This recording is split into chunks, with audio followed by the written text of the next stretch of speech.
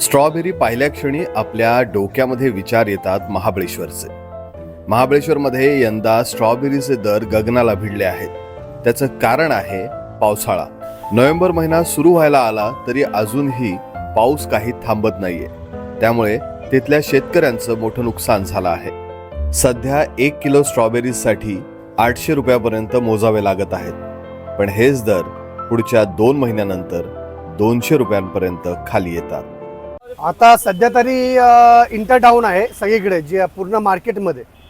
अजून 1-1.5 महिन्यामध्ये सगळ्या व्हरायटी चालू होतील. नाबिला, कामारोजा, मेरीसॉल, M2, मिलिसा, अशा भरपूर टोटल 13 व्हरायटी असतात. त्या 1.5 महिन्यामध्ये स्टार्ट होतील. आणि स्ट्रॉबेरीचं मेन जे सीझन आहे ते आता नोव्हेंबर एंड ते जून एंडपर्यंत असतं. आम्ही शेती म्हणजे आम्ही पूर्वीपासून आजोबा पंजोबापासून शेती करतो. आणि माझं नाव आहे गणेश दत्तात्रय गाडे, राहणार इकडेच मॅप्रोच्या बेक साईडला, गुरेघर गाव आहे.